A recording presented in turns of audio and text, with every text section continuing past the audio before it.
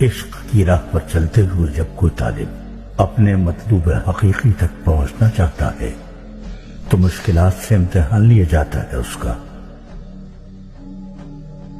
اسی لیے ہم کہتے ہیں ہر لمحہ اللہ کے ناموں کا ورد کرو، مگر اس کے ناموں میں ایک نام ذوالجلال والاکرام بھی ہے۔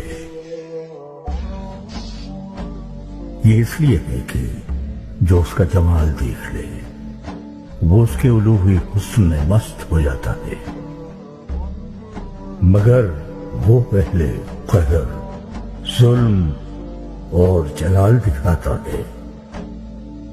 ذوالجلال والاکرام یعنی پہلے جلال اور پھر اکرام، پہلے قہر، ظلم، امتحان آتے ہیں، اس کے بعد لطف، پھر احسان اور پھر اکرام۔